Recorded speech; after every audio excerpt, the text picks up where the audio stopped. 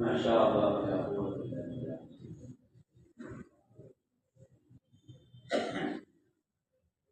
امام بخاری رحمۃ اللہ تعالیٰ نے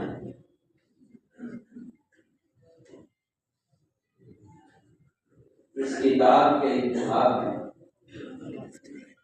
جو سب سے بڑا امتیازی کام ہے وہ ہر کتاب پڑھنے والے کو، ہر قرآن پڑھنے والے کو یہ بتا دیا کہ اس تمام عمل کے سرمایے میں اگر پہلی حدیث اخلاص ہے تو پھر اس آخری حدیث میں تین اعمال کا وزن ہے، اور اگر پہلی حدیث اخلاص وہ نہیں ہے تو پھر اس درمیان کے سارے علمی مواد کا کوئی حاصل نہیں ہے، وہ موضوع نہیں۔ اس لیے علم کا موضوع عمل ہے، علم کا موضوع عمل ہے، علم کا موضوع عمل ہے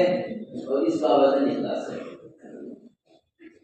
ورنہ اللہ تعالیٰ فرماتے ہیں وَقَدِمْنَا إِلَىٰ مَا عَمِلُوا مِنْ عَمَلٍ فَجَعَلْنَاهُ هَبَاءً مَنثُورًا۔ یہاں تک فرمایا ہے عمل کے بارے میں کہ یہ ہمارا دستور ہے، ہمارا دستور ہے کہ جو یہ اعمال کریں گے ان کے اعمال کو ایسا اڑتا ہوا غبار بنا دیں گے۔ آپ کہتے ہوں گے آپ کے گھر کی دیوار میں ایک روشن دان ہوگا، اس روشن دان میں سے ایک سورج کی کرن آپ کے گھر میں آ رہی ہوگی، اس سورج کی کرن میں ایک ڈنڈا سا آپ کو نظر آتا ہوگا، بچے کہتے ہیں اسے پکڑنے کی کوشش کرتے ہیں، ہاتھ میں نہیں آتا، وہ غبار کا ایک ڈنڈا سا نظر آتا ہے تو اس کے اندر باریک باریک ذرات ہوئے ہوتے ہیں۔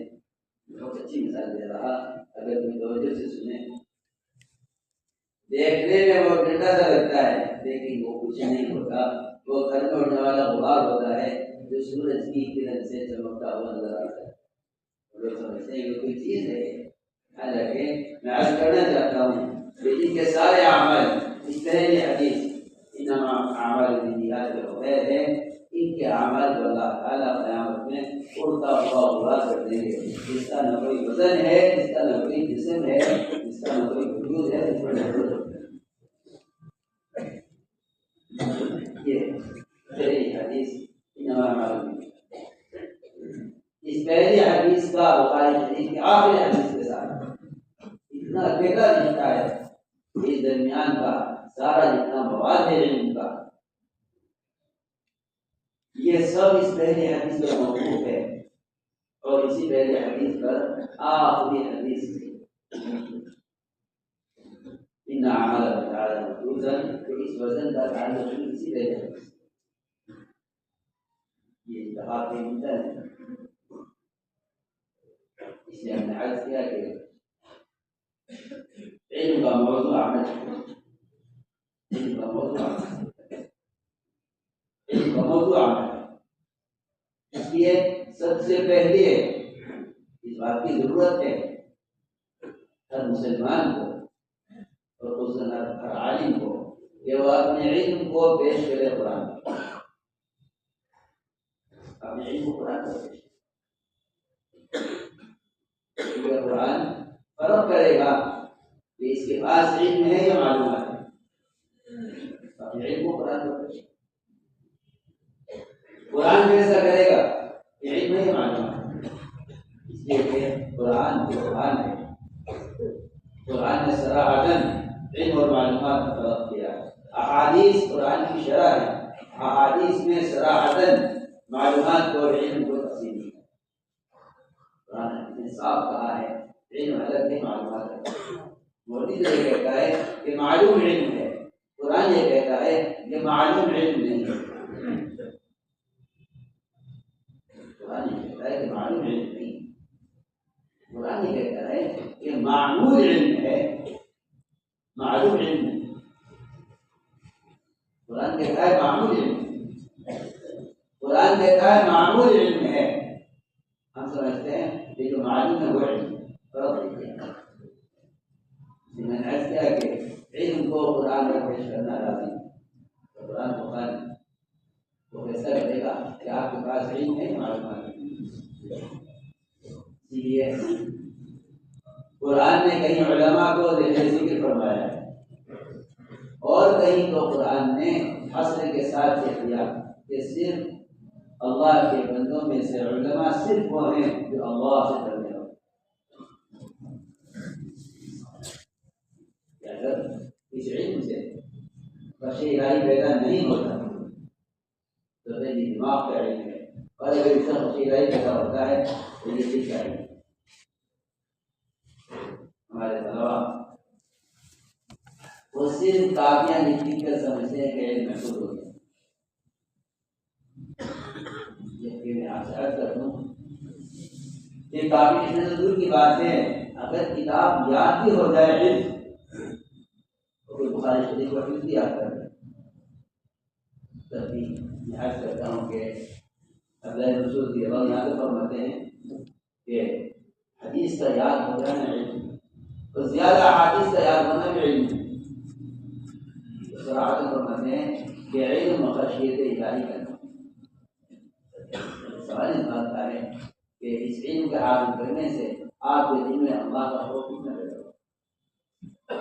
صاف فرمایا انما یخشی اللہ من عباده العلماء, کہ اللہ کے بندوں میں سے اللہ سے ڈرنے والے صرف علماء. یہ علم خشیت الہی کا نام ہے. خشیت الہی کا نام ہے کہ اللہ کا خوف دل میں کتنا پیدا ہوگا. اللہ کا خوف کتنا پیدا ہوگا. اس لیے میں عرض کیا کرتا ہوں کہ اس علم سے خشیت الہی کے پیدا ہونے کے لیے جو شرط ہے وہ تقویٰ. اگر علم تقوی کے ساتھ آپ یہ حاصل کیا جا رہا ہے تو یہ علم خشیہ بنے گا, اور اگر علم کا حاصل کرنے کے دوران تقویٰ نہیں ہے تو میں قسم کھا کر کہہ سکتا ہوں کہ پھر یہ علم خشیہ نہیں. علم کے خشیہ بننے کے لیے علم کے حاصل کرنے کے دوران تقویٰ شرط ہے. علماء کو جو اللہ نے امتیاز دیا ہے قرآن میں, وہ امتیاز صرف تقوی کی شرط ہے. ان تقوا اللہ یجعل فرقان, تم نے اور عوام میں اور تم میں اور جاننے والوں میں جو فرق ہوگا وہ فرق صرف تقوی سے. اس لیے یہ بات ذہن میں رہے کہ زیادہ محنت کرنے سے آدمی بڑا عالم نہیں بن جاتا, بلکہ زیادہ پڑھنے سے اور زیادہ تقوی اختیار کرنے سے اور حصول علم میں احتیاط کرنے آدمی اس میدان میں جتنا مشتاق رہتا ہے اللہ تعالیٰ کی طرف سے اتنا علم کے عطا ہے. ہم نقوش کو ذہانت سے محفوظ کر کے مطمئن ہو جاتے ہیں کہ ہمارے پاس علم ہے. ہم اس زمانے میں ایک دوسرے کے علم کا موازنہ اس کی معلومات سے کرتے ہیں, یہ ہماری بنیادی غلطی ہے. ہم ایک دوسرے کے علم کا موازنہ اس کی معلومات سے کرتے ہیں. میں آج تک چکا ہوں کہ معلومات لگے علم ہے, کیونکہ زیادہ بڑا عالم بننے کے لیے تو زیادہ بڑا صحابی نے سوال کیا یا رسول اللہ میں عالم بننا چاہتا ہوں. آپ نے فرمایا اتق اللہ تعالی الناس, تقوی اختیار کرو تم سے بڑا ہے. اس نے عرض کرنے لگا تھا کہ علم خشیہ والا علم تو تقوی کے بغیر حاصل نہیں. اگر وہ علم چاہیے جو خشیہ کے ساتھ ہے تو اس کے لیے قرآن میں اور حدیث نے تقوی کی شرط لگا. تقوی کی شرط ہے. اس لیے میں عرض کرنا چاہتا ہوں کہ سب سے پہلا مظاہرہ یہ ہے طالب علم کہ وہ علم کے حاصل کرنے میں تقوی اختیار کرے. تقوی کے بھی دو مطلب ہیں. ایک تو پہلی شرط یہ ہے کہ آپ کو صغائر سے بچائیں. اگر صغائر مبتلا ہے تو علم کا پیدا نہیں. صغائر جو علم کو پھیلاتے ہیں اور کبائر تعلیم اور تعلم سے پوری طرح محروم کر دیتے ہیں. کبائر بڑے گناہ تعلیم اور تعلم سے محروم کر دیتے ہیں, اور بغیر علم کو بلا جائے. علم کو بلانا یہ نہیں ہے کہ آپ کتاب یاد نہ رہے. علم کا بولنا یہ ہے کہ اللہ کا امر اور محمد صلی اللہ علیہ وسلم کے عمل کے وقت یاد نہ آئے. لوگ علم کو بلانا اس کو سمجھتے ہیں کہ کتاب پڑھ کر بھول جائے, یاد نہ رہے کیا پڑھا تھا. میں کہتا ہوں اس کو بھولنا نہیں. قرآن حدیث کی اصطلاح میں بھولنے والا وہ نہیں کہ کتاب یاد نہیں رہے. بھولنے والا وہ ہے کہ اس کو وقت پر عمل یاد ہے. میں نے عرض کیا کہ پہلی شرط ہے کوئی اختیار مل جائے یعنی گناہوں سے بچے. دوسری بات کو علم کے حاصل کرنے میں اپنی ذات سے مجاہدہ کامل ہونا چاہیے. اور یہ قرآن کی اصطلاح میں ہم دیکھیں گے کہ جہاں بھی ہجرت کا اور جہاد کا استعمال کیا ہے اللہ تعالیٰ نے وہاں بھی اموالکم وانفسکم بأموالکم وانفسکم بأموالکم وانفسکم اپنا مال اپنی جان, اپنا مال اپنی جان, اپنا مال اپنی جان. یہ حیرت ہے اور تعجب ہے اور افسوس ہے کہ دنیا کا خیر حاصل کرنے کے لیے ایک شخص کفیل ہوتا ہے اسکول کے سارے اخراجات کا, اور علم کے حاصل کرنے میں اپنے آپ کو طالب علم کفیل نہیں سمجھتا. مجھے اس پر تعجب بھی ہے, افسوس بھی ہے.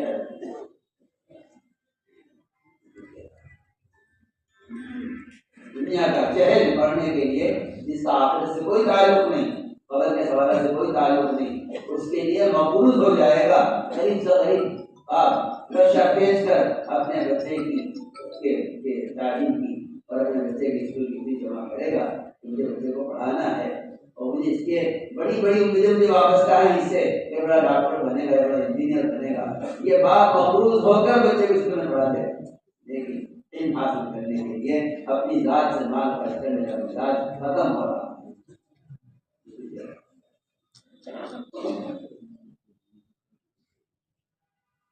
حضرت کی بات اگر کروں گا اور کھل کر فرماتے تھے وہ رزاق جس نے اپنے ذمے ہر مخلوق کا رزق اپنے ذمے لیا ہے اور کسی کو اس کی تقسیم میں بھولا نہیں ہے.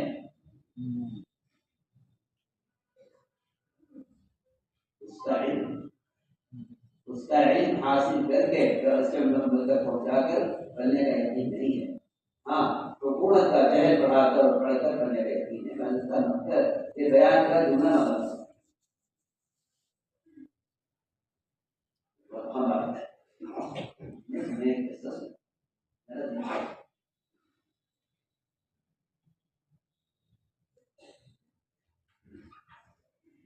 ابو داؤد شریف کا سبق تھا ہمارے ابراہیم صاحب نے. ہم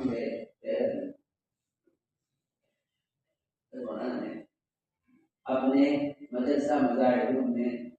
داخلے کے زمانے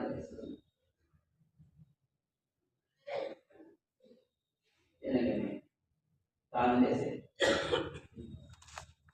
سوچ کر داخلہ لینا ہے اور سگی بہن کا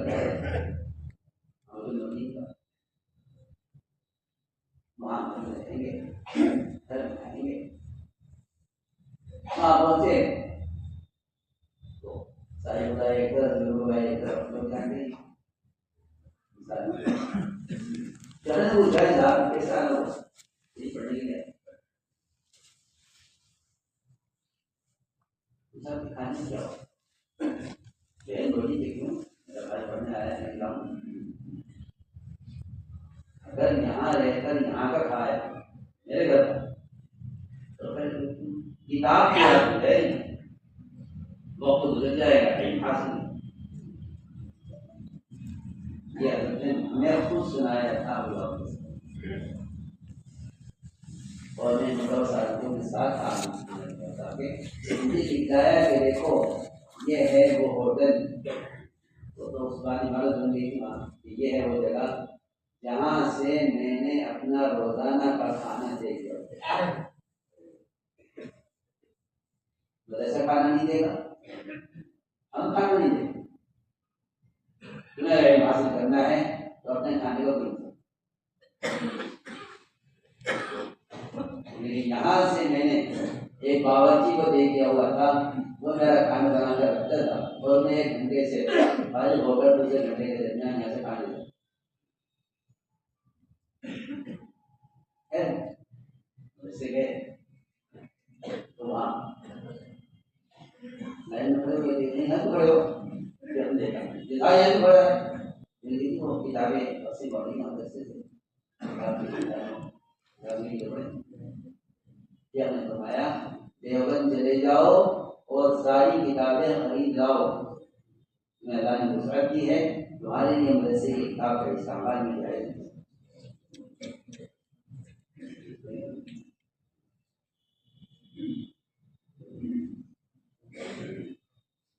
میرے دوستوں نے کیا عرض کروں آپ حضرات سے عظیمت کی باتیں رخصتوں کی تجدید نہیں ہوتی بلکہ رخصت کی تفسیر پر ندامت پیدا کرنے کے لیے عظیمت کی بات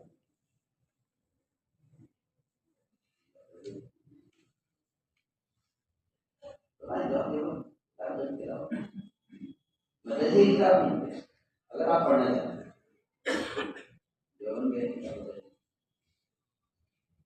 شام کو پوچھا کہاں تھے جی وہ مدرسے کا کمرہ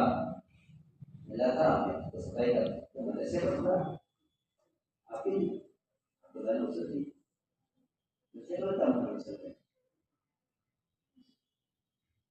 یہ تو آپ کوئی انتظام کر لیں گے قیام کا یا اتنی جگہ جتنا مدرسے میں آپ قیام کریں اتنی جگہ باہر معلوم کر لیجیے کہ اس کا کرایہ کیا ہوتا ہے اتنا کرایہ آپ ماہانہ مدرسے کو دیں اگر آپ میں نے مدرسے کا کرایہ دیا میں نے اپنے کھانے کا انتظام کیا میں نے اپنی حفاظت کی فارغ ہوا نے بتایا کہ تمہیں کتاب سے بڑی محبت ہو گئی ہوگی میرا دل یہ چاہتا ہے تم پڑھ کے فارغ ہوئے ہو کیونکہ کتاب تمہارے دل سے زائد ہیں وہ مدرسے کو آج بھی میری درسی کتابیں مدرسے کے کسی قدیم خانے میں موجود ہیں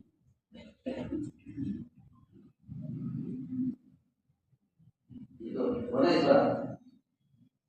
ایک اسکول کا بچہ تو کفیل ہے مگر مدرسے کا بچہ کفیل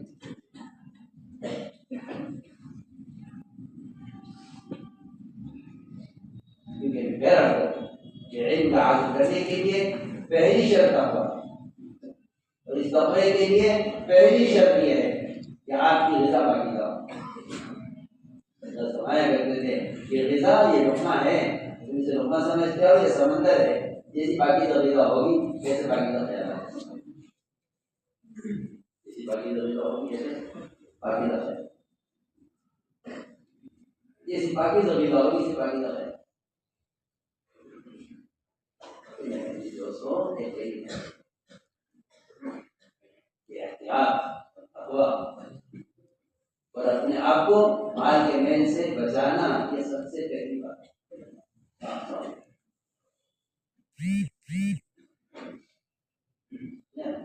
کامل کرو نا سب سے بڑا جہاد ہے یہ تو سب سے بڑا جہاد ہے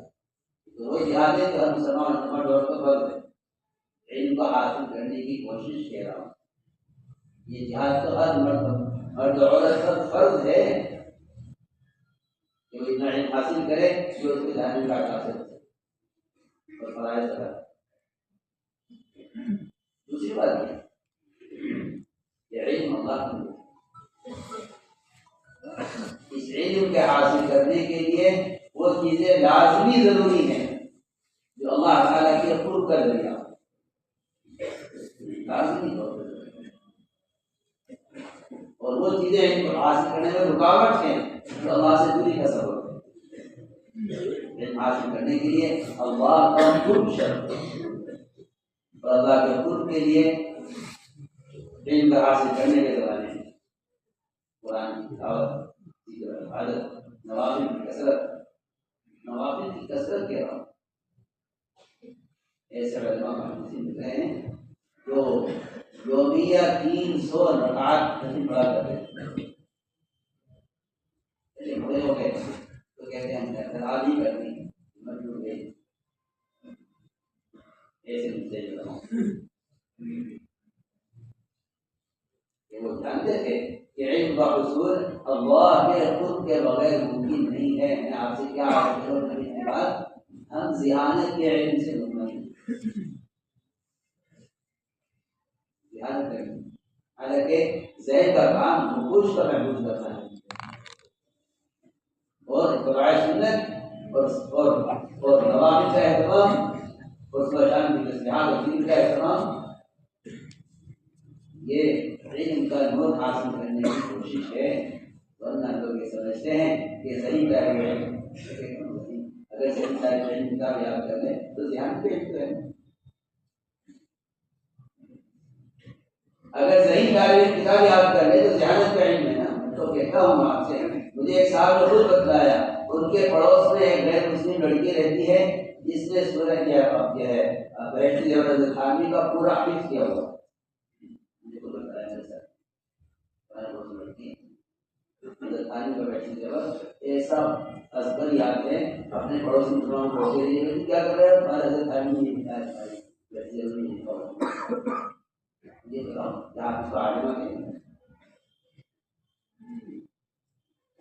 اگر آپ کی کتاب یاد ہے اور ایک غیر مسلم کی کتاب یاد ہے تو کیا فرق ہے؟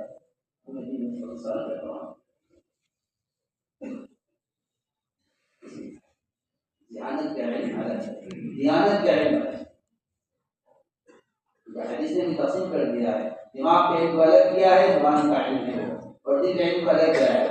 فرمایا علم علمان، علم بالقلب فذاك علم نافع، وعلم على اللسان فذاك حجة الله على ابن آدم. یہ الگ الگ تقسیم کیا ہے. دل کا علم الگ ہے، زبان کا علم، زبان کا علم الگ ہے، دل کا علم. نقوش بھی ہے، نہیں ہے. معصیت کے ساتھ علم کے نقوش حاصل کیے جا سکتے ہیں، لیکن علم کا نور تو اللہ کا نور ہے. اللہ کا نور اس لیے کرتا ہوں کہ علم کو کھولنے والی چیز، اس سے استعمالات ہوتے ہیں، اس سے استدلال ہوتے ہیں. اس کا تعلق خود سے ہے، اس کا تعلق اور بلکہ صاف کہا ہے قرآن نے کہ رات کا قیام اور تہجد یہ تو سب سے زیادہ علم کو کھولنے والا عمل ہے. اشد وقع وقوع مطیع اپن مطیع کا تفسیر کیا لگانے ابھی ہوتی ہے. یہ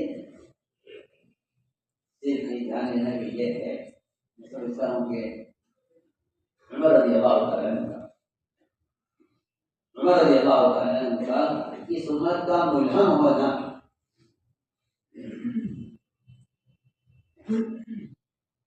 وہ اس تعلق مع اللہ کی وجہ سے تھا. عمر رضی اللہ تعالیٰ عنہ اگر تمام اہل زمین کا علم رکھا جائے پڑھ رہے ہیں اور تنہا عمر کا علم رکھا جائے پڑھ رہے ہیں تو عمر کا علم مل جائے. یہ کیا جانتے ہیں کہ ان سے زیادہ احادیث دوسرے صحابہ سے مروی ہیں، لیکن اس کے باوجود کہ عمر کا علم سب پر بھاری ہے. کیوں؟ عمر رضی اللہ تعالیٰ وہ اپنے علم کی روشنی میں، اپنے علم کے نور میں ایک حلال چیز کے مفاسد کو دیکھ کر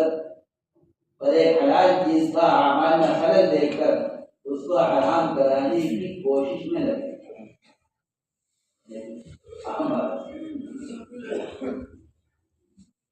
صحابہ کا جو آیا ہے عامہ کو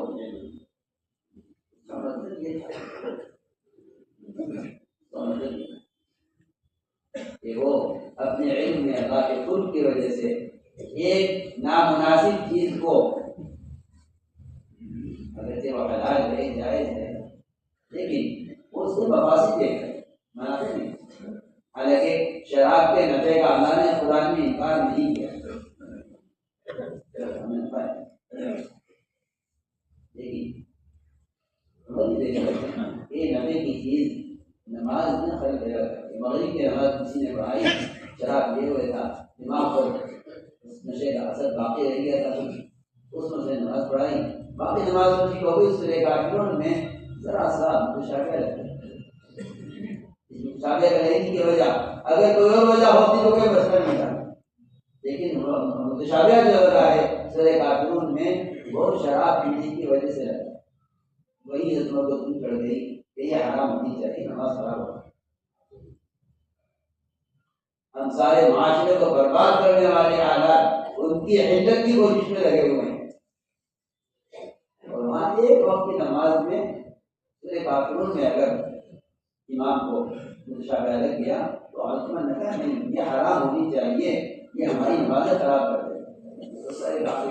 اس وقت نہ پیتے اس وقت پی لیتے، یہ کس نے پی لیے نماز پڑھنا پڑا ہے، کروڑ بہانے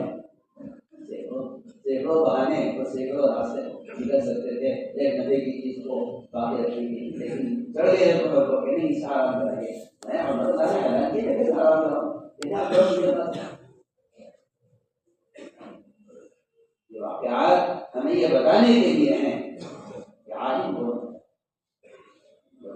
کتاب یاد کرنے میں کتاب یاد کرنا آپ کتاب یاد کریں کتاب یاد کرنے کے لیے کافی شخص نہیں ہے یاد علم بنون یہ ہے کہ حلال کی جگہ مفاسد نظر آئیں، اور صاف بتا دیتا ہوں کہ علم کی ضرورت یہ ہے کہ حرام چیزوں کے منافع سوچ سوچ کر آدمی اس کی علت کے لیے کوششیں کرے اور اس سے مستدہ تلاش کرے، یہ ہوتا ہے کہ علم کا نور باقی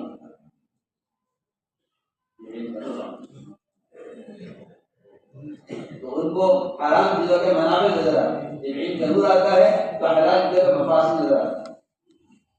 رضی اللہ تعالیٰ عنہ نے بار بار آپ سے کہہ کر شراب کو حرام کرایا،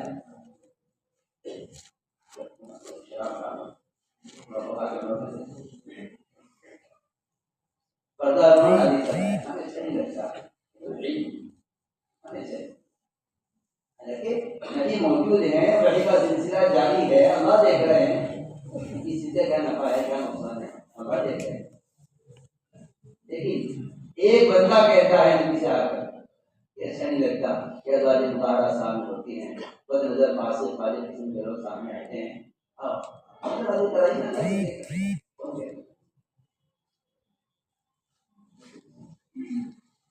میں کہنا چاہتا ہوں آپ سے کہ علم کسے کریں،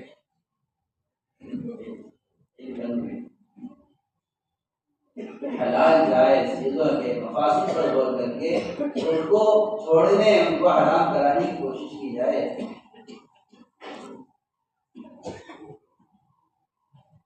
کہاں یہ مزاج آج کل کا مسلمان معاشرے بگاڑنے والی چیزوں کو جائز اور حلال بنانے کی کوشش میں سینکڑوں قسم کی تعویلات پڑے گا، یہ یوں ہے یہ تو یوں ہے یہ تو وہ نہیں ہے یہ تو یہ نہیں، وہ تو الگ ہوتا ہے یہ تو الگ چیز ہے، جس میں آتا ہے ایک زمانہ آئے گا کہ حرام چیزوں کو حلال کیا جائے گا یہ کہہ کر کہ وہ حرام تھا یہ حلال ہے، ایک زمانہ آئے گا کہ لوگ حرام چیزوں کو حلال کریں گے یہ کہہ کر کہ وہ حرام تھا یہ حلال ہے، فرمایا کہ وہ بھی حرام تھا یہ بھی حرام ہے۔ جب آدمی دنیا کو سامنے رکھ کر چلتا ہے تو اسے دنیا کے نفع کی چیزیں حرام ہوتی ہوئی بھی اچھی لگتی ہیں، اور اگر کسی دین کے علم کے نور کو لے کر چلتا ہے تو اس کو حلال چیزوں کا مفاسد نظر آتا ہے۔ اس سے علم کے نور خشیہ پیدا اس لیے اللہ تعالیٰ نے قرآن میں صاف فرما دیا علماء تو صرف وہ ہیں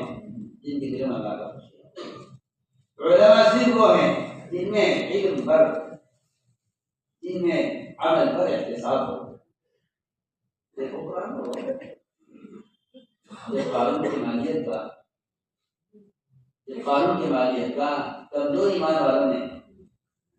اس کی مال کی تمنا کی، یعنی کہ 5 ہمیں تو قانون کو ملا ہے، تو قرآن یہ کہتا ہے کہ علماء نے یہ کہا، وہی ڈاکٹر ثواب اللہ نے اس کا مسائل سے کہ علماء صرف وہ ہیں جو عمل پر احتساب اور اجر کی امید کے مقابلے میں قانون کے مالیت کو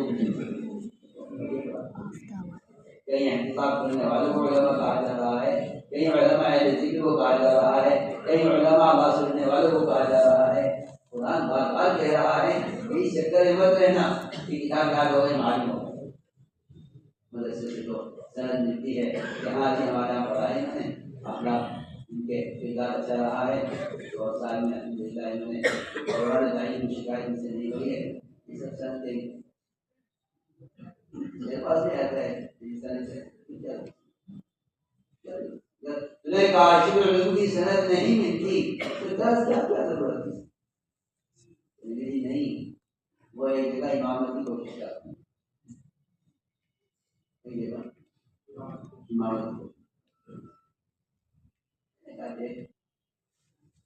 میری بات یاد رکھنا کہ مدرسہ کاشف العلوم کے لیٹر پیڈ پر یہ سند مل جائے، اسے تو مستند نہیں، اسے تو ایسا ہوتا کہ تجھے دیکھ کر لوگ یہ کہتے کہ ہمیں تو امام بنانے کے لیے کسی سند کی ہمیں ضرورت نہیں، آپ ہمارے امام آپ سے بہت عام بات ہے، تیرے علاقے والوں کا یہ کہنا سند لے کر آؤ، اس کا مطلب یہ ہے کہ تم کی نظر میں مستند نہیں ہے۔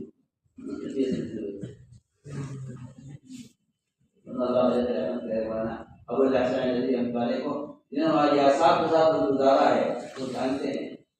یہ کام بڑے خوش ہو کر سے کہا ہمارے کہ حضرت میں آپ کے لیے خوشخبری لایا ہوں،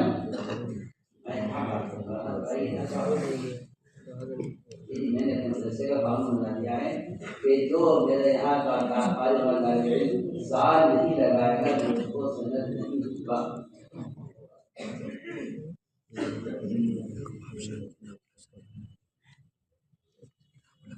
ساتھ رہتا ہے وہ سمجھتا ہے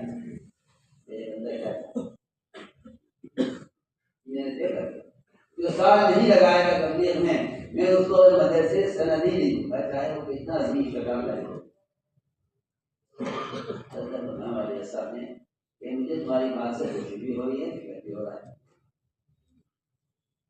خوشی مجھے فکر کیوں ہو رہا ہے، اس بات کا ڈر ہو رہا ہے کہ ایسا نہ ہو کہ پھر وہ سال لگانے کے لیے حاصل کرے، سال لگانا پڑے گا، اسی وجہ سے پڑھنا ہے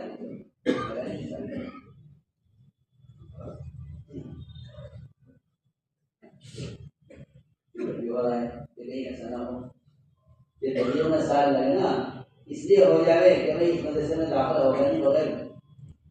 سال کے بنا رہے پھر بھی ہو رہا ہے، کچھ بھی ہو نہیں بات کر رہا ہے، میں عرض کر رہا یہ قرآن یا میں نے کہا اس چیزوں کی اکرم صلی اللہ علیہ وسلم نے حذیفہ ابن ثابت سے فرمایا جب گھوڑے والے قصے میں اس گھوڑے کے مالک نے یہ کہا آپ وسلم سے کہ گواہ لائیے، تو گواہی دیتا ہے کہ آپ نے اور حذیفہ نے گواہی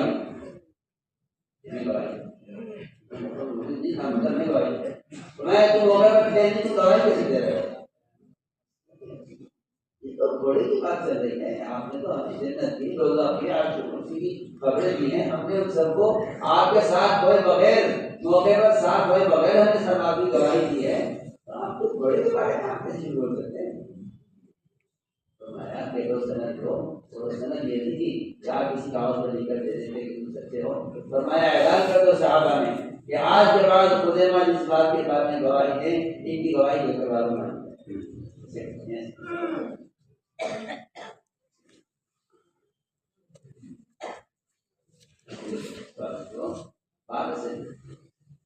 تو طالب علم کا اللہ کی ذات کے ساتھ اگر تعلق معمول ہے، نوافل سے، تسبیحات سے، تلاوت سے، نظر کی حفاظت سے، دائرہ کی حفاظت سے بچ کر ان تمام چیزوں کے ساتھ اگر ہوتا ہے نا، پھر اللہ تعالیٰ کی طرف سے وہ چیزیں انعام ہوتی ہیں جس میں آتا ہے کہ جس علم پر بندہ عمل کر لیتا ہے اللہ رب العزت کو وہ علم دیتے ہیں جو اس کے پاس نہیں ہے۔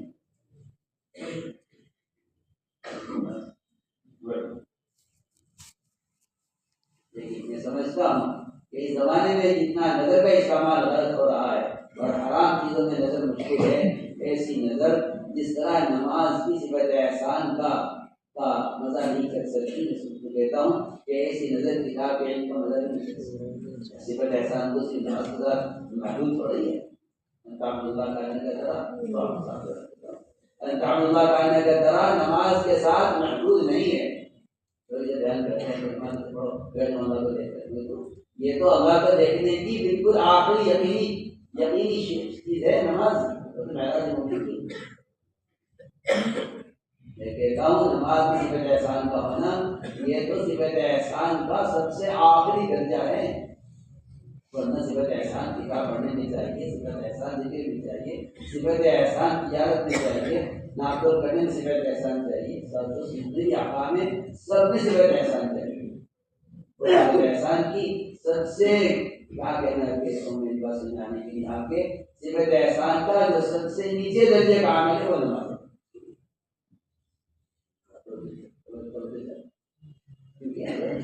نماز میں صفت احسان نہیں ہے تو پھر کون سے علم میں, کون سے عمل میں, کون سے معاشرے میں, کس کی معاملات میں صفت احسان ہوگی؟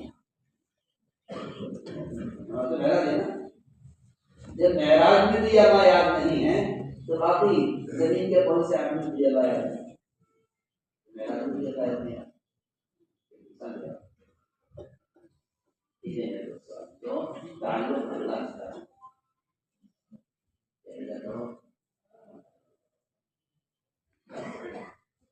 تعلق مع اللہ ہے.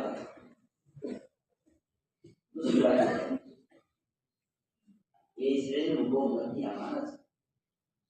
مرضی ضرورت نہیں مرضی ضرورت آپ کے ذہن میں یہ ہے کہ یہ امت کی ضرورت ہے, یہ امت کی امانت ہے,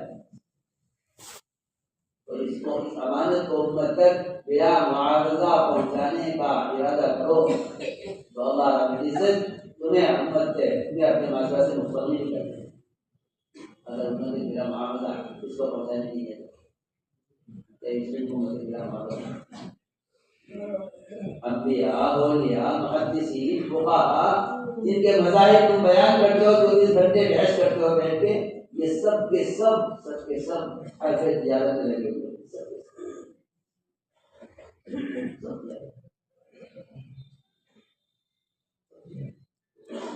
سارے انبیاء, سارے اولیاء, سارے محدثین, سارے فقہاء سب تجارت. اب علم و تجارت میں جمع کرنا ایسا معلوم ہو گیا,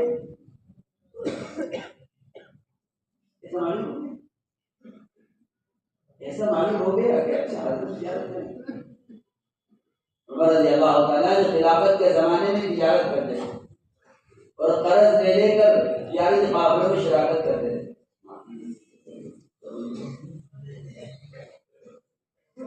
نہیں چاہتا کہ اپنا آخرت کے اجر کو اس خلافت کی ضرورت میں ضائع کرے. ابوبکر رضی اللہ تعالیٰ نے اگر مشورے والوں کے مجبور کرنے پر, مشورے والوں کی اصرار پر اگر ابوبکر نے اپنی محنت کی ضرورت دی بھی ہے, حالت وقت کی ضرورت دی ہے, خدمت کی ضرورت نہیں دی ہے, اس کے بعد اتنی بڑی زمین دے کر گئے ہیں بیت المال کو کہ اس ساری جنمات کی کوئی حیثیت نہیں ہوتی کے مقابلے میں. جو زمین ابوبکر رضی اللہ تعالیٰ مرنے سے پہلے چھوڑ کر گئے بیت المال کو دے کر گئے.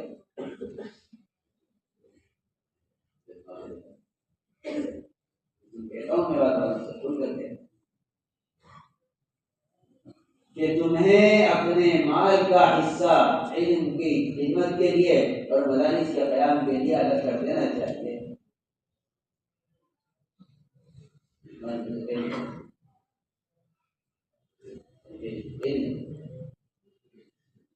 مجھے شرم آتی ہے کہ تو جا کے یہ کہیں کہ بچے کا کام نہیں کرو, یہ تمہارے ہمارے لیے تو مرنے کا چاہیے تھا کہ مدارس کی ضروریات کو ان کے مطالبے سے پہلے پورا کریں. شہر کے مطالبے, گھروں کے مطالبے, مکان بنانے کے مطالبے, کاریں خریدنے کے مطالبے, ضرورت سے زائد اپنی خواہشات پر خرچ کرنے کے تقاضے کے لیے آپ خرچ کرنے میں گزارش نہ ہوگی.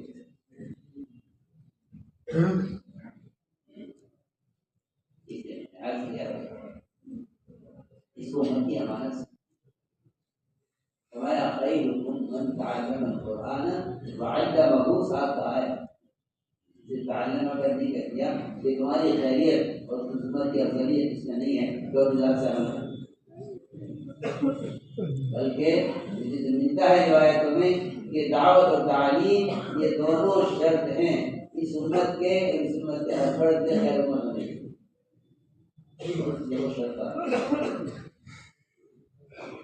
قرآن پڑھیے حدیث پڑھیے دونوں آپ کو یہ ملے گا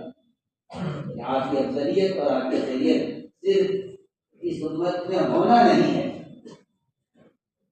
اس امت میں ہونا ہے صاحب بات کرتا ہوں، امت محمدیہ میں ہونا افضل امت ہونا نہیں ہے، دعوے سے کہتے ہیں اس زمانے کے یہ علماء بھی، اس زمانے کے عوام بھی وہی سوچے بیٹھے ہیں کہ ہم افضل امت اس لیے کہ ہم تعلیم کرتے ہیں۔ اگر آپ غور کریں گے قرآن حدیث پر تو آپ کو معلوم ہوگا کہ افضل امت ہونے کے لیے دو چیزیں شرط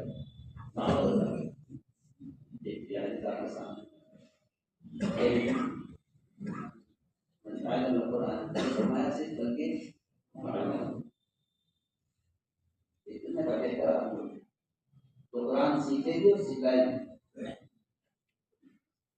اور اس سکھانے سے مکتب تک محدود باقی ہے،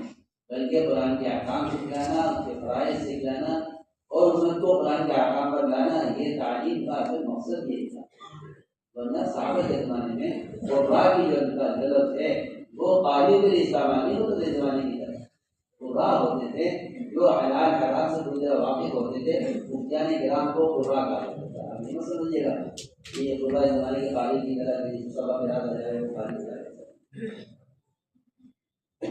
بلکہ آپ دیکھیں گے اگر حدیثوں میں تو قرآن کے لفظ علماء کے لیے استعمال ہوتا ہے۔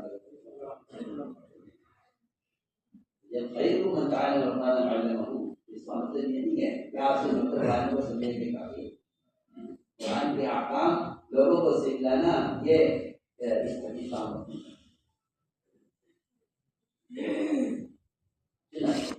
آپ اگر غور کریں گے تو اس علم کو پھیلانے کے لیے حضرت صلی اللہ علیہ وسلم نے اپنے صحابہ کو نقل فرمایا، علم کو نقل کے ساتھ جوڑا، علم کو نقل کے ساتھ جوڑا ہے، جمود کے ساتھ نہیں، علم میں جمود نہیں ہے، علم میں نقل ہے، علم میں نقل ہے، جمود نہیں ہے۔ اس طرح بادلوں کے اندر حرکت ہے، جمود نہیں، وہ کے اندر جمود ہے، وہ لیکن بادلوں میں آ گیا، اس لیے آپ نے اپنے مثال والے سے اور آپ نے علماء صحابہ کو نقل حرکت پر ڈالا، اس لیے ہم سمجھتے ہیں کہ اس نقل کا اقال سے کہیں زیادہ گہرا رشتہ تعلیم کے ساتھ،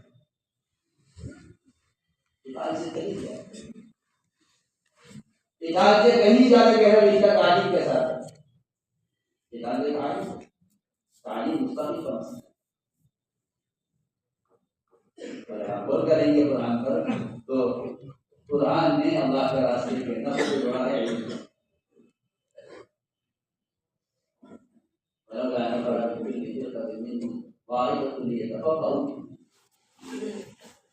علماء کی تفسیر میں اس سے بالکل علماء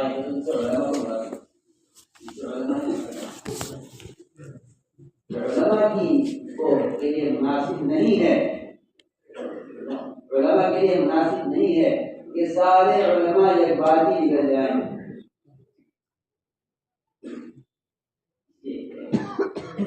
تعلیم کا شعبہ، فتاوی کا شعبہ اور دوسرے ان کے شعبے ہیں، امامت کا شعبہ، خلافت کا شعبہ، ان سارے شعبوں کا چلانا علماء کی ذمہ داری ہے۔ اگر سب نکل جائیں گے تو جو لوگ طلب لے کر آ رہے ہیں ان کی طرف بہت بھی ہے، یہ فرمایا کہ یہ نہیں فرمایا کہ سب نہ نکلے، نہیں بات یہ فرمایا کہ یہ نہیں کہا کہ سب نہ نکلے، یہ فرمایا سب یہ بات ہی نہیں، اللہ خود فرمایا ایسے کیوں نہیں کرتے، ان کا ایک حصہ نکل جاتا ہے،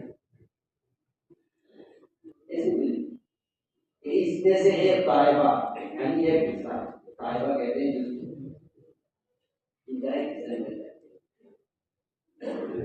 یہ دفعہ یہاں کی نہیں فرمایا لوگوں سکھائیں بلکہ میں سمجھتا ہوں کہ اس آیت میں یہ دفعہ کہہ کر کہا کہ یہ لازم نہیں متعدی بلکہ لازم متعدی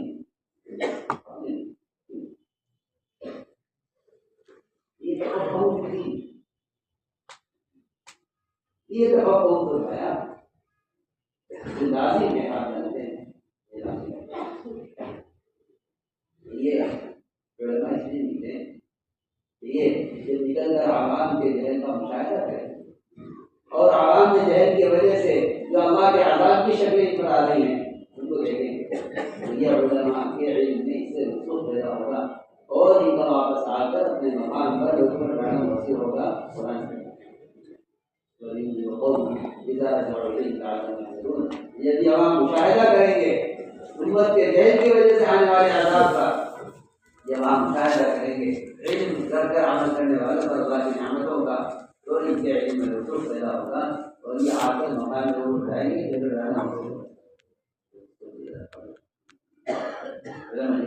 سب سے زیادہ راجع ہوئی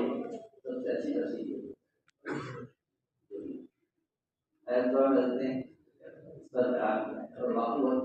بہت اچھے اس پر صحابہ کے اقوال جمع کیے ہیں بہت سے کہ کیسے تجارت اور دست کو جمع کرتے تھے اور کیسے صحابہ کرام نفر اور تعلیم کو جمع کرتے تھے میدان قتال میں حضرت نے تعلیم کے حلقے ثابت کیے ہیں میدان قتال میں قانون کے زمانے کی تعلیم کی مثال نہیں ہے وہاں میدان قتال میں میدان کارزار میں جہاں کفار مشرکین مقابلے پر ہیں اور جان کو خطرہ ہے وہاں تعلیم کا حلقہ جائے گا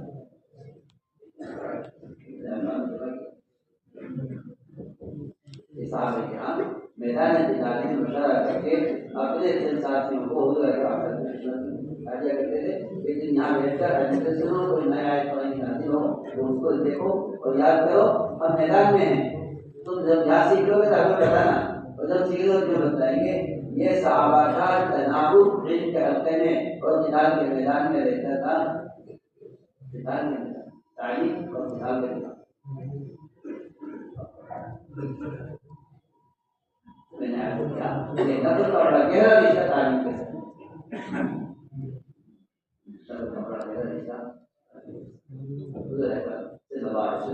سب وعید بیان کیے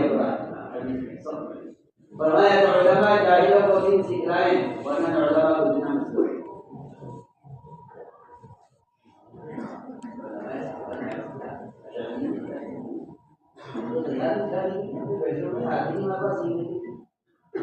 ہماری کیا غلطی ہے اس میں کہ سیکھتے نہیں ہم سے آپ نے بات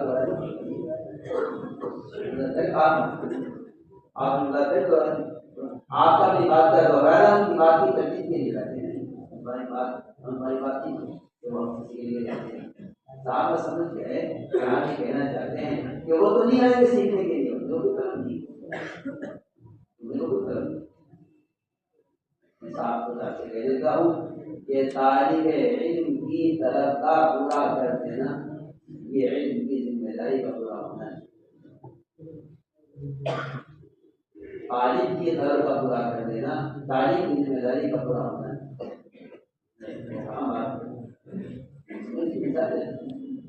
آپ مالدار آپ کے پاس محتاج آ کر آپ سے زکات اپنے لیے وصول کر لے تو آپ مجھے بتائیے کہ جن لوگوں کے پاس جو لوگ محتاج ہیں مگر آپ کے پاس نہیں آتے ہیں سوال کرنے کے لیے کیا آپ کے مان میں بات نہیں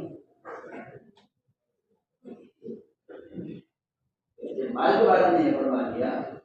کہ مالی حقوق اور معلوم تو علم کے بارے میں آپ کیسے کہہ سکتے ہیں کیسے تعلیم کے لیے ہے یا تعلیم کے لیے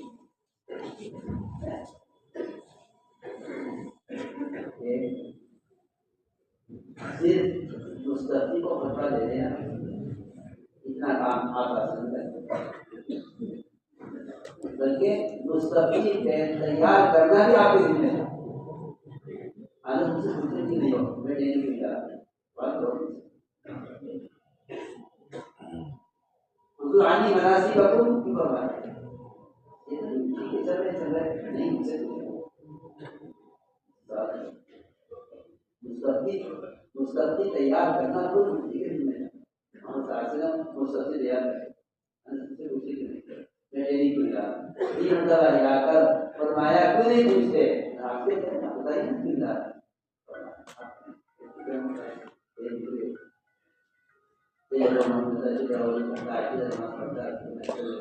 انہوں نے اس حدیث کو بیان کرنے کے لیے وہ سارے کام کیے جو آپ رسول نے کیے تاکہ تعلیم کا نظام بالکل سہتا نہیں جائے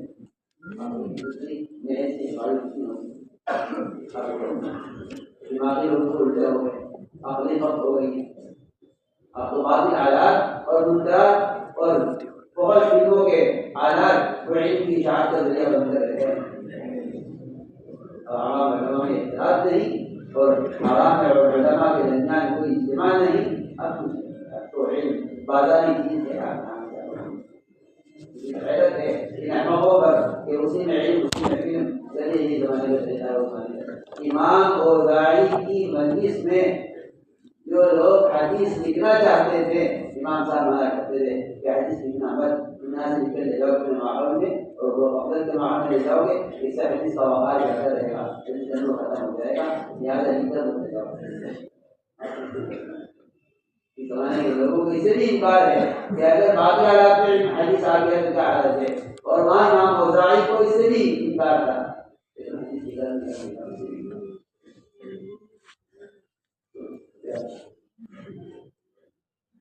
امام بھائی ہوتا ہے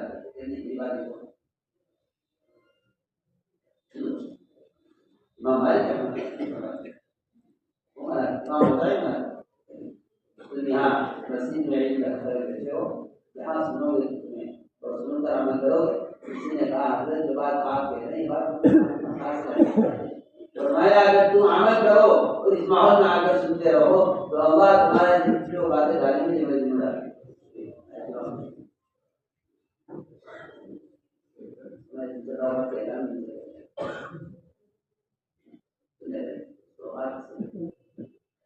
عوام علماء کا اختلاف کہ مساجد کو مسلمانوں کا مرکز بنا دو اور مساجد کو مدارس بنا دو تو تمہارا علم لے لے گا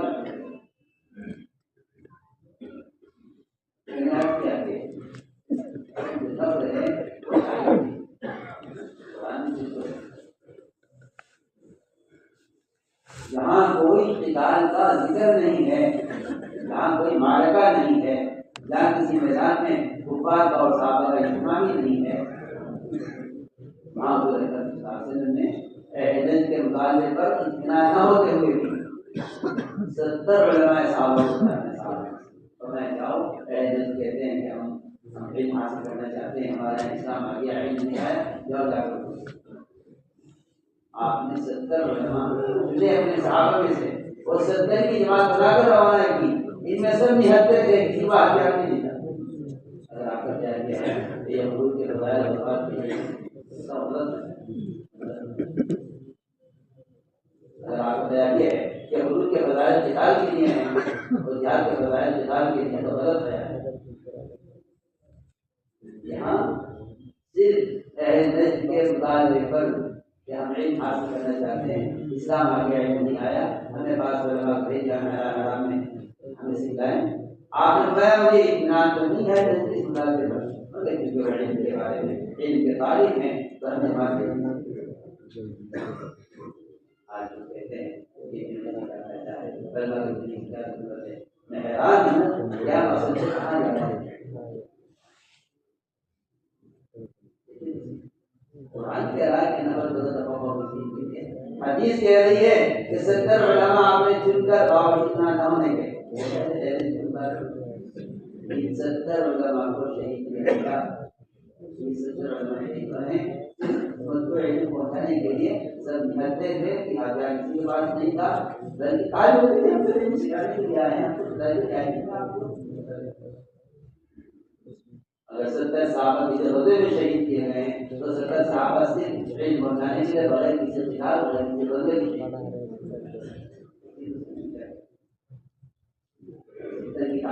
نہیں ملے گی صدر کی طاقت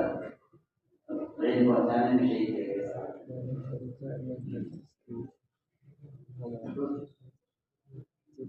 اس میں کہا کرتا ہوں کہ حضور اکرم صلی اللہ علیہ وسلم نے اپنے علم کی مثال اور اپنے معلم ہونے کی دونوں مثالیں بولا. اپنے علم کی مثال تو والد سے دی ہے اور امت کی مثال نہیں ہے.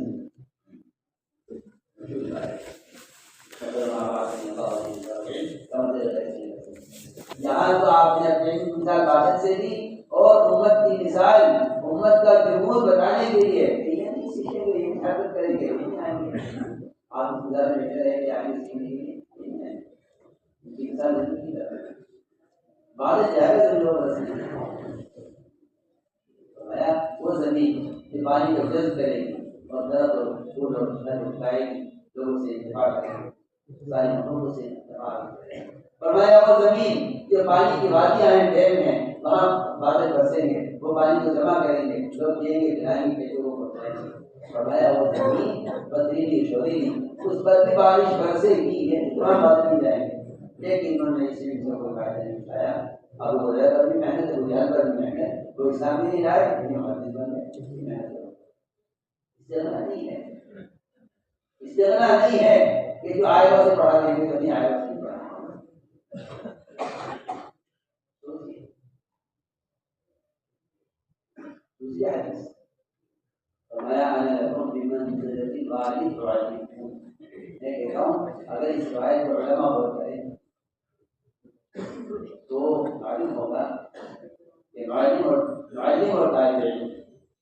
ان دونوں کے درمیان باپ والا رشتہ چاہیے ساتھ رہنے کے اعتبار سے شفقت کے اعتبار سے. باپ والی شفقت ایک ملے گی نہیں اور باپ والی شفقت ایک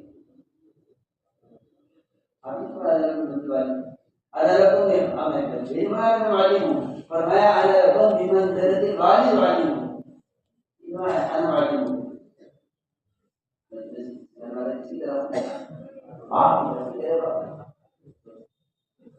باپ بیٹے ساتھ رہتے ہیں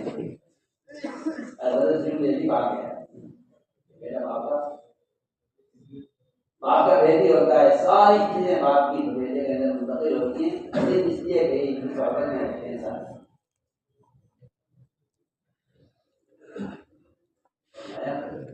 باپ کی شفقت کے لیے ہوتی ایسی شفقت علماء کی امت کے لیے ہوتی. میں آپ سے عرض کر دیتا ہوں علماء نہیں کہتا علماء نہیں ہے یہ صرف مدارس امت میں علم کے عام ہونے کے لیے ہر چیز کافی ہے.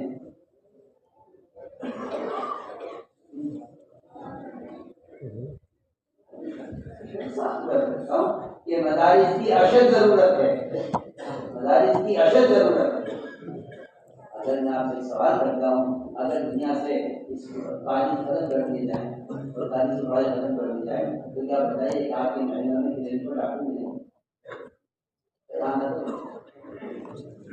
آپ کے محلے کے کلینک پر ڈاکٹر ملیں اگر چند ڈاکٹر بن جائیں بڑے بڑے اسپتالوں میں تو کیا آپ سے ضرورت دے کر اسپتال مل جائیں گے؟ کلینک میں جتنے ڈاکٹر ملتے ہیں نا یہ سارے ڈاکٹر تعلیم میں دیا مان دیا ہو کر یہ اپنے محلے میں کلینک قائم کرتے ہیں. مثال دے رہا ہوں بہت سی مدارس کا قیام ناگزیر ہے لازم ہے ضروری ہے اس وقت کی سب سے اہم ضرورت ہے تاکہ 5 علماء تیار ہو کر محل دہلی کی طرح اپنی اپنی مسجدوں کو یا علماء فارغ ہو کر اپنی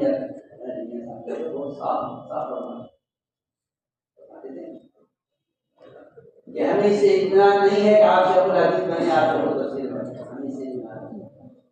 ہمیں ضرور اس بات کی ہے کہ مساجد میں عوام کے عقائد درست کرانے اور ان کو اللہ کے فرائض سے ہٹانا اگر یہ ہو رہا ہے تو امت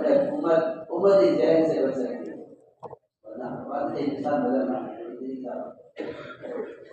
آپ یہ مجھے اٹھا کر جا رہے ہیں تاکہ یہ بنانے کے لیے اگر آپ نے گشتوں کے ذریعے عوام اور خواص کو بچوں کو بوڑھوں کو مسجد میں علماء سے نہیں جوڑا اور علماء نے اس کو نہیں دیا میں اللہ کی قسم کھا کر کہہ سکتا ہوں مدارس انتظار کی ہوا کو روک نہیں سکتی.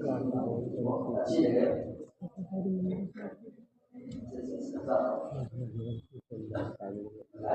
بننے کی جگہ مساجد علماء کے استعمال کی جگہ اگر یہ عوام کا سمندر اگر یہ گھیر گھیر کر نہ آیا گیا مساجد کی طرف ان کے عقائد ان کے فرائض ان کے حلال حرام کی کوئی حساب نہیں والا نہیں آپ سمجھتے ہیں کہ آپ صاحب یہ پڑھ کے جائے گا صاحب علم مشکلات کی نہیں عبداللہ نمبر سے کہا گیا ہے کہ کوئی علم کا ذکر ہے فرمایا کہ علم کی رہی حاصل کرنا ہے حاصل کرنا ہے تو کہاں ہو علماء کی صحبت ہر حلے کے دنانی اس طرح ہوتا ہے ہر مسجد کو اس طرح علماء کے حلقوں سے آباد کرنا چاہتے ہیں بولتے ہیں وہ تعلیم کے دوران بازار میں ہیں گشت کر کے لوگوں کو تعلیم میں بھیج رہے ہیں تو واپس چلے گئے دیکھ کر کہ کوئی تفصیل نہیں ہوتی ہے یہاں ان کو دوبارہ بھیجا ہے کہ تفصیل نہیں ہوتا نبی کی وراثت نبی کا علم ہوتا ہے یہ کہہ کر دوبارہ آپ تو کہتے ہیں کہ محدث کو ہونا چاہیے تھا اور نہ امام محدثین بازار میں گشت کر کے لوگوں کو تعلیم کے لیے تیار کر کر کے مسجد بھیج رہے جو واپس چلے گئے تو دوبارہ بھیجا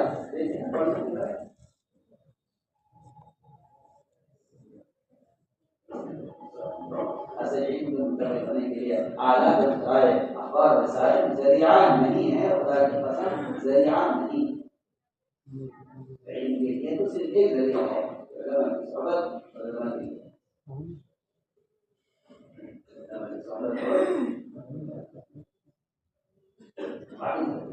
علم منتقل ہونے کا کوئی ذریعہ نہیں ایسا اس لیے اس کام سے مقصد علماء کے ساتھ لگانے کا مقصد نہیں علماء کے ساتھ مقصد نہیں یہ عوام یہ 8 سال بعد نہیں کریں یہ 1 سال بعد نہیں کریں ہم تو یہ کوشش کر کے 4 مہینے کا واسطے اس لیے نکالتے ہیں تاکہ علماء کے ساتھ 4 مہینے نکالیں اللہ کے راستے میں اور یہ علماء کے ساتھ 4 مہینے رہیں اور ان علماء سے حلال حرام کو سیکھیں فرائض کو سیکھیں نماز کو سیکھیں اعمال سیکھیں ہم تو اس سال ان کا ان کے ساتھ روٹی نکالنا چاہتے ہیں دعوت کا مقصد ہی کیا ہے سارا تعلیم ہے میں کہتا ہوں اگر خدا نہ کرے نعوذ باللہ دعوت سے تعلیم مقصود نہیں تو کوئی دعوت نہیں کوئی دعوت کوئی کبھی نفر کا حاصل ہی تعلیم ہے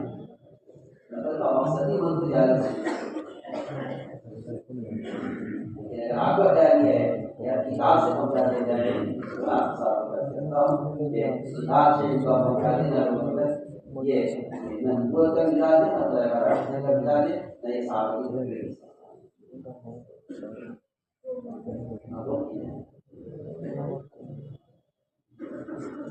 یہ خیال ہونا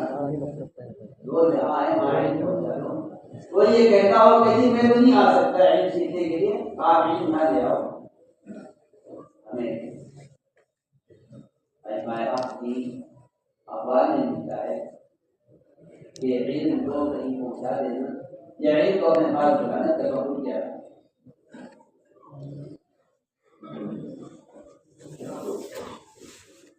کرنا آنا علم کے لیے پھر کیا امام مالک کے نام دلانے نے جو موقع امام مالک مکمل ہے اس زمانے میں ہارون رشید خلیفہ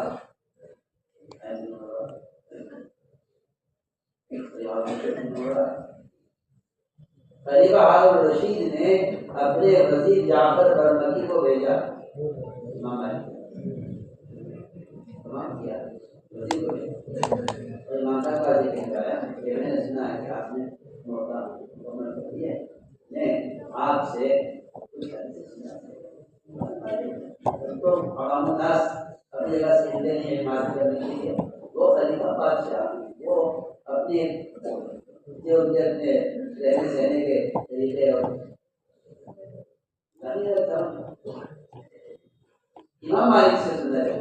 کہ موقع امام مالک مکمل ہوئی ہے مجھے جہاں پر وزیر کو بھیجا وزیر نے جا کر امام مالک سے کہا خلیفہ نے آپ کو طلب کیا ہے اور حدیث سننا چاہتا امام مالک جا کر کہہ دو خلیفہ سے کہ علم کے اندر کسی کے پاس نہیں ہے، اگر حاصل کرنا ہے اپنی جگہ چھوڑ کر یہاں آئے علم کرتے ہیں۔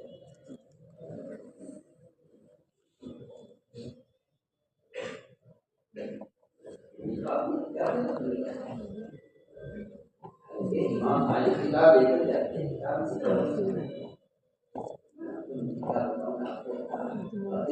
وہ توحید کی ہے، مسلمان کی وہ توحید کی ہے کہ اسے بعض حالات باطل پر ڈال کر اس کی اشاعت سمجھتے ہیں، حالانکہ اس کی اشاعت نہیں ہے لیکن ہم اس کا ادعا ہے، اشاعت نہیں ہے، اس کی توحید ہے۔ امام مالک کہتے جا کر بادشاہ جائیں گے کسی کے پاس نہیں جائیں، اتنا کہہ کر امام مالک خود وزیر کے پیچھے پیچھے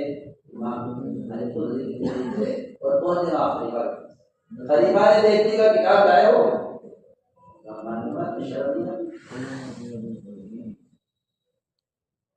جو علم 50,000 سال کی مسافت سے جبری لے کر آئے ہیں تو اس علم کے بارے میں کہتے ہیں میرے پاس آئے ہیں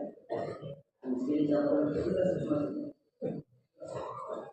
امام نے فرمایا اگر تم یہ چاہتے ہو علم تمہارے پاس لایا جائے تمہاری بادشاہ دماغ خواہ کو ملا دیں گے، تم کہیں کے نہیں رہو۔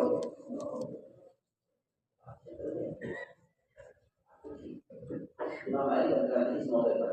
ایک حدیث ہے صحیح سر فرمایا کہ زید بن ثابت بیان کرتے ہیں کہ میں حضور کہ برادر بیٹھا ہوا تھا اور آپ صلی اللہ علیہ وسلم کا گھٹنا میرے ناک پر تھا، غیر دورہ پر اتنا صرف ٹکڑا قرآن کا نازل ہوا جس کے بھائی کا اتنا بوجھ تھا کہ میری رات کی ہڈی چورا چورا ہونے لگی۔ ابھی کہہ رہا ہوں تم کہتے ہیں نہ کچھ سنایا جائے یہ امام مالک نے فوراً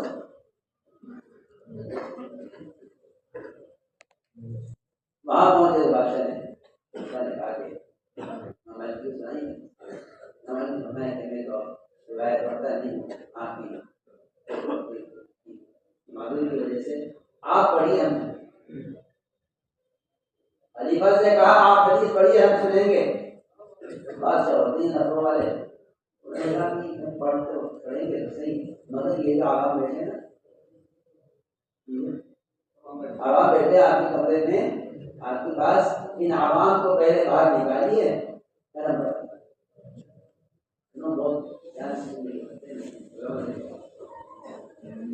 عوام کا لڑکی کے کرم ہے۔ امام مالک نے فرمایا کہ جب خواص کی رعایت میں عوام کو علم کے حلقے سے الگ کر دیا جائے گا تو خواص کو بھی کوئی فائدہ نہیں ہوگا۔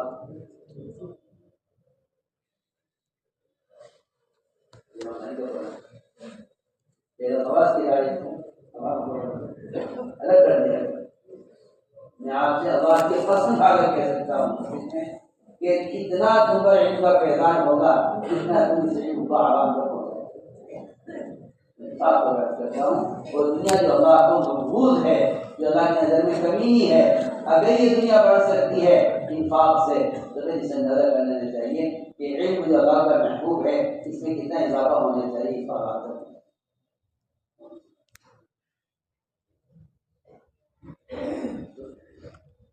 مال کے انفاق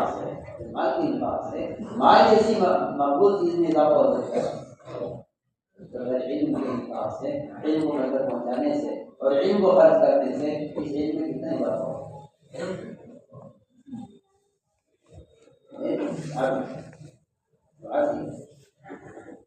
آپ بے شک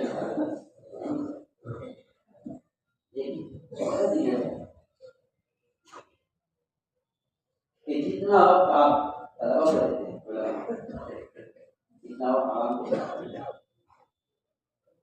میری بات بہت ضروری ہے، آپ عوام کو کتابوں کے رسالوں کے حوالے کریں۔ میں آپ سے اللہ کی قسم کھا کر کہتا ہوں آپ کے علم میں اور آپ کے علم کے حلقے میں اور آپ کے مدارس میں اور آپ کے اداروں میں جو اہتمام ایک طالب علم کا ہونا چاہیے وہی اہتمام ہے کہ غیر تعلیم کا بھی ہونا چاہیے۔ یہاں جو طلبا سے پڑھتے ہیں وہ تفصیلات کریں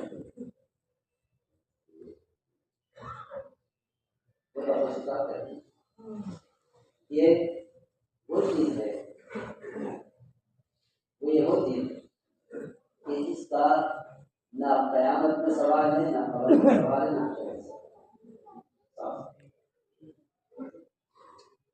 وہاں یہ سوال ہی نہیں ہوگا کہ آپ نے حنفیہ کو نماز پڑھی، شافعیہ کو مذہب میں پڑھی، رکعتین کیا نہیں کیا، آپ نے شامل نہیں، وہاں یہ سوال نماز پڑھی ہوئی، وہاں یہ سوال نہیں کس کے مذہب پر پڑھی، وہاں سوال یہ ہے نماز پڑھی یا نہیں پڑھی۔ میری بات کو غلط معنی مت دے جانا، میں کچھ کہنا چاہتا ہوں۔ بے شک میں بات کر چکا ہوں کہ مدارس کی جگہ ہم اسلام کے قلعے ہیں، اتنا حصہ ایک مدرس ایک معلم کے علم میں اس طالب علم کا ہے جو وہاں موجود ہے، اتنا حصہ ایک اس طالب کا ہے جو دکان پر بیٹھا ہوا ہے، اسے علم کو چلتا ہے،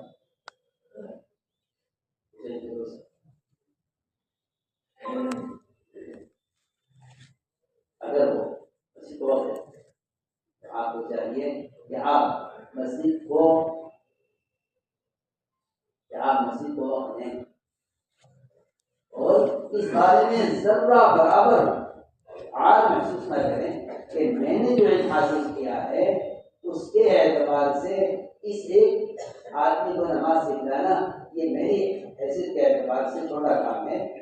یہ تو کوئی اور نہیں کر دے گا، میں نے کیونکہ تخصصات میں نہیں کیے ہیں تو مجھے کوئی بڑا کام مجھے ملتا کہ بڑے کام سے انکار نہیں، چھوٹے کام سے نہیں انکار۔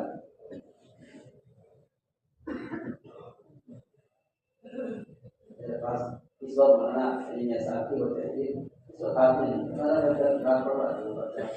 دل چاہ رہا ہے کہ پورا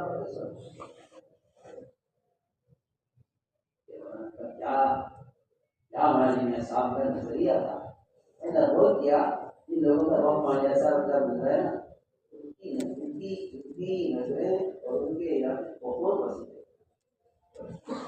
یہ ہماری کی سوچ بہت آگے ہے، اور یہ قرآن صاحب نے لکھا ہے تو اللہ تعالیٰ جب کسی فرد سے کوئی کام لیتے ہیں تو اس کے ہم اصل کے ساتھ اس کی کردار ملتی نہیں ہے اور اس سے آپس میں اتفاق ہوتا نہیں ہے، کیونکہ ان کی نظر بہت آگے ہوتی ہے اور ان کے ہم اصل لوگوں کی نظر بہت چھوٹا ہوتی ہے، جس سے ان کے درمیان مستقل اختلافات ہوتے رہتے ہیں۔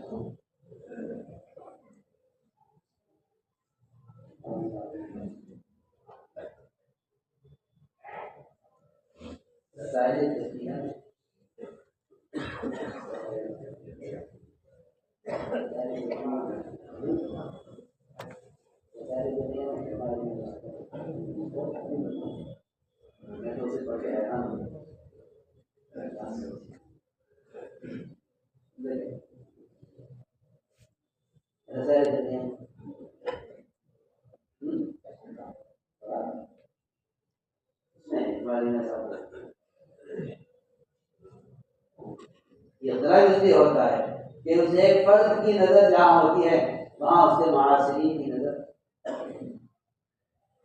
اس سے وہ مستقل اذیت ہے،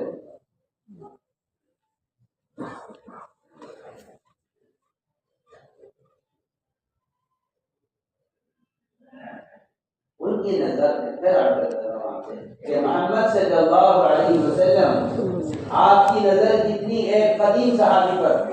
اتنے کیا کیا پیدا ہوں گے، کیا ہوں گے اور کیا ہوں گے اور کیا ہوں گے، جن حاجی ضرورت نے ترتیب بندر کے باندھ کر رکھ دیا اور اس نے بیان نہیں کیا، یہ بھی کوشش آپ نے کی ہے۔ اور اگر آپ کی تعلیم کے اور آپ کے بیان کے دوران کوئی آدمی آ کر مسجد کے دروازے پر یہ کہتا ہے کہ مجھے نماز کے فرائض سکھائیے، مجھے اسلام بتائیے، تو آپ نے بیان چھوڑ کر دروازے پر جا کر وہاں بیٹھ کر ایک لوہی کرسی لائی سے باہر لگے ہوئے تھے، کوئی ایسی بیان کر رہا ہوں میں، آپ نے بیٹھ کر اسے دروازے پر سارا اسلام سکھایا ہے۔ نہ آپ نے اس کو کسی کتاب کے حوالے کیا، نہ کسی صحابی کے حوالے کیا، نہ کسی دوسرے وقانے کے لیے کبھی بات میں آنا نہیں مشکل ہے، جو ان کو سنا رہے ہیں وہ فرض نہیں ہے، وہ فرض نہیں ہے، فرض وہ ہے کہ وہ سوال کر رہا ہے دروازے پر کہ اسلام کیا ہے، پڑھی ہے وہ آج جواب کہہ رہا بہن سے زبان کھڑا ہو گیا علی نے دین یا رسول اللہ آپ دین سکھ رہی ہے باتیں نہیں نہ یہ فرمایا جاؤ کہ تمہیں سے کوئی چیز اور سوچ رہے ہیں اسلام کیا ہے تو اس کو معلوم نہیں یہ میں بتا رہا اور سال کر سکھانے کا تو معمول یہ تھا کہ ایک صحابی نے آ کر سوال کیا حضور اکرم صلی اللہ علیہ وسلم سے کہ نماز کے اوقات کیا ہے؟ آپ نے نماز کے اوقات نہیں بتایا اعلیٰ تعالیٰ نے قرآن میں نماز کے اوقات بیان کیے تو نماز پڑھی جائے لیکن آپ نے نماز کے اوقات نہیں بتایا انشاءاللہ نہ کوئی زندگی دے دی نہ کوئی بچے نکل دے دیا لیکن فرمایا تم 2 دن ہمارے ساتھ رہو دقیق مسائل سمجھانے کے لیے اتنی سہولت کی ضرورت ہوتی جیسے نماز کے اوقات بتانے کے لیے 2 دن اپنے ساتھ ہمارے ساتھ رہو آپ نے پہلے دن ساری نمازیں اول وقت میں ادا کی اگلے دن ساری نمازیں آخر وقت میں ادا کی کیا ضرورت ہو جائے کوئی لوگ پہلے کے لوگوں کو نماز آخر وقت میں کتنا فرق ہونا چاہیے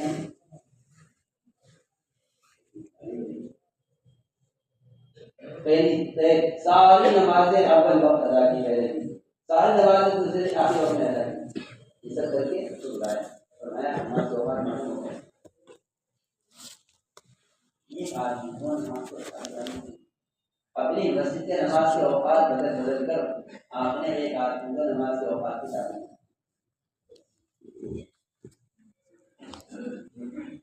اتنی بات عملی طور پر سمجھائی گئی ہے باقی سارا دن کتنے عملی طور پر سمجھایا جاتا ہے کسی کو ٹائم بتانا تھا کہ سورج جوان کے بعد پڑھ لینا اکثر میں پڑھ لینا مجھے اردو بات پڑھ لینا کسی کو سکتا ہوں کہ سوال اس بات کا ہے کہ میرے پاس اتنا علم ہے اس میں عوام کا کیا حصہ ہے جیسے میں کہتا ہوں کہ ایماندار آدمی کا سامان ہے وہ سوچتا ہے یہ کون کون محتاج ہیں جن سے مجھے معلوم ہوتا ہے اس طرح ایماندار کے مال میں فقیر کا حصہ ہے اس کی زکات میں اور اس کی صدقات میں اسی طرح ہر مسلمان ہر عالم کے علم میں عوام کا حصہ ہے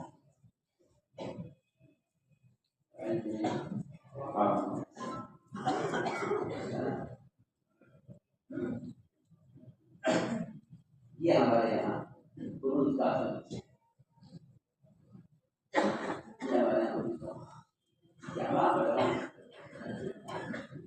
اور مساجد مدارس بنے مدرسہ مسجد کا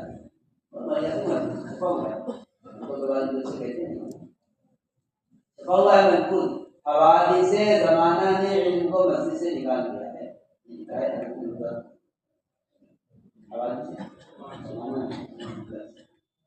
علم مسجد سے نکال اور علم مسجد ابو درداء کی مسجد میں ایک وقت میں 1600 طلبہ ہوتے تھے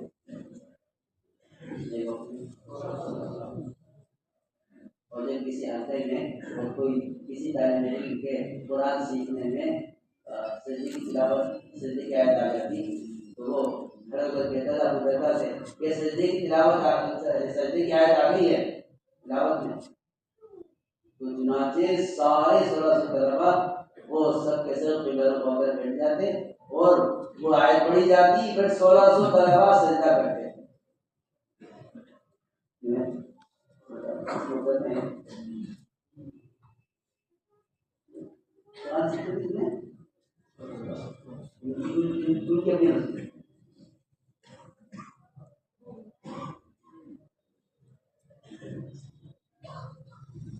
اس لیے ابن عباس فرماتے ہیں کہ نماز کے بعد منتشر ہونے کا مطلب یہ نہیں ہے کہ آپ غلط اس کے لیے نکل جائے بازار میں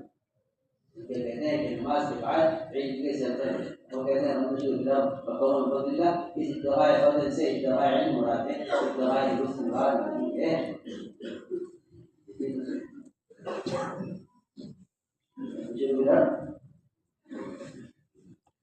نماز ہو چکی ہے. اگر آپ کو باہر جانا ہی ہے آپ کی کام نہیں جاتے مجھے کیا عادت کے لیے کسی جنازے کے پیچھے جانے کے لیے یا کسی مسلمان کی جاتے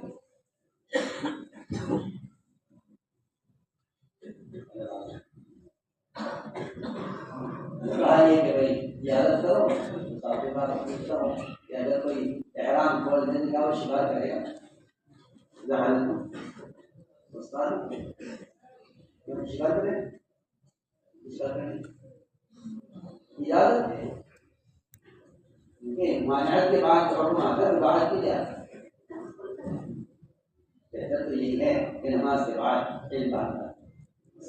میں صاف ستھرا سب سے کہتا ہوں میں صرف فضائل کی تعلیم سے مطمئن نہیں ہوں.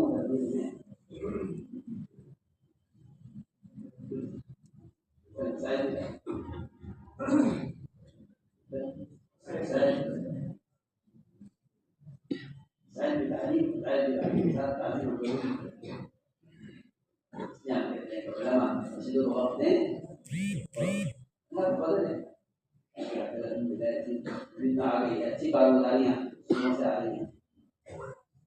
آپ تو ایسے ماشاء اللہ جزائر خیر عطا فرمائے کہ انہوں نے ایک سبق مدرسے کا دیا ہوا ہے سب پڑھیں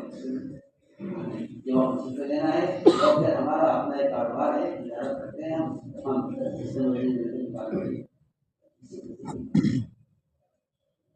اللہ نے کیا کہوں آپ سے اپنے دل کی بات تم سمجھتے ہو کہ تجارت کے احکام کتابیں چھاپنے سے نظام بازار کو بدل جائے گا غلط خیال ہے. عالم بازار میں بیٹھ کر تجارت کرے گا ایک عالم عدالت میں بیٹھ کر فیصلہ کرے گا ایک عالم نظامی جو کہتا ہوں صاف طور پر کہ اسلامی بینکاری کا نظام قائم کرے گا اپنے عمل سے تب آپ کو بازار بدلی نظر آئے گا. اللہ کی قسم کھا کر کہتا ہوں کتابیں چھاپنے سے بازار میں وہ مدینے کا بازار جو خرید و فروخت کا ماحول قائم نہیں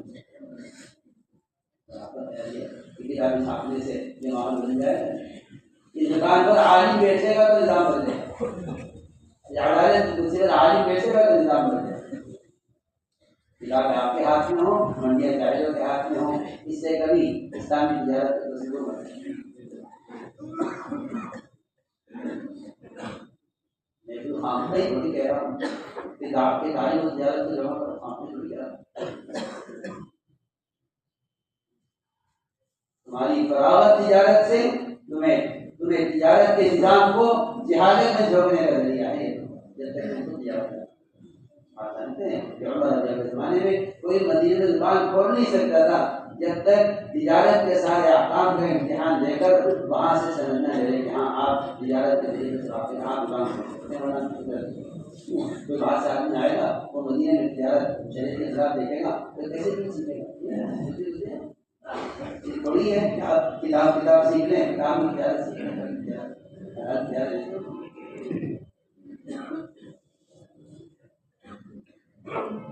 یہ ہمارے دوست اللہ کو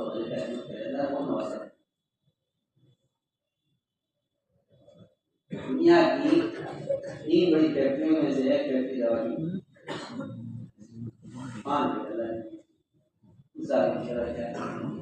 بہت بڑا کاروبار بچے میرے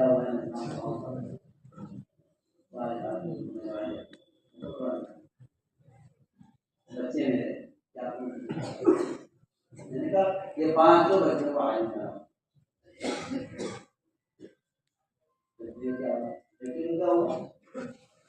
کسی یہودی کے پاس فیکٹری یہودی کیا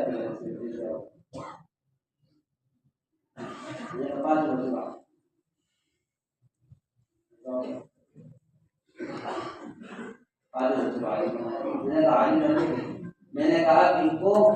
دنیا سکھا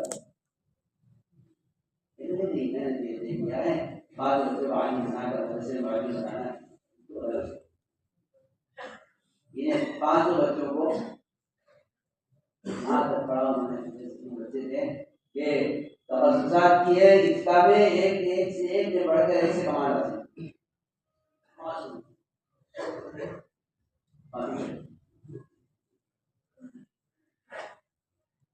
مذاق میں ان کو ابل کیا کہا سب یہ ہو گئے ہیں سب کیا ہے. اب کیا کروں میں کہا نہیں کو تم یار ہمارا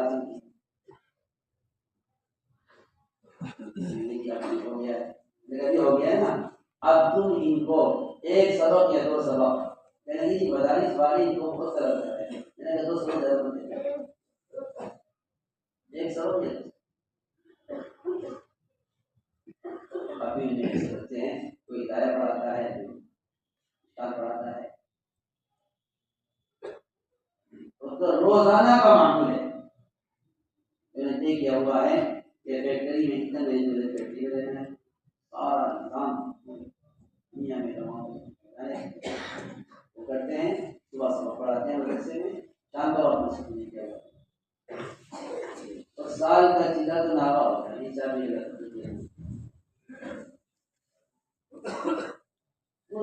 نظام چلا باہر سے انگریز آتے ہیں وہ آگے حیران ہوتے ہیں.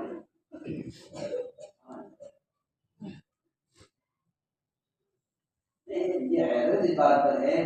کہ تجارت اور تعلیم کا جمع کرنا اس زمانے میں محال کیوں ہو گیا. محال ہو گیا.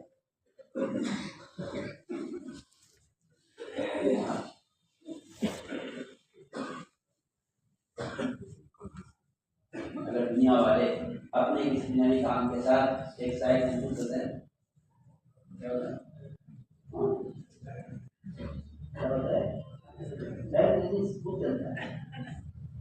وہ تو دنیا میں یہاں سے بھی ہاتھ مار رہے وہاں سے بھی ہاتھ مار رہے یہ کر رہے وہ بھی کر رہے. ارے تم اتنے سارے کام کیسا کس طرح کر رہے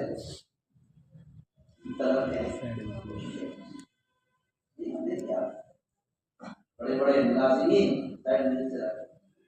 صبح وہاں ملازم کرتے ہیں شام میں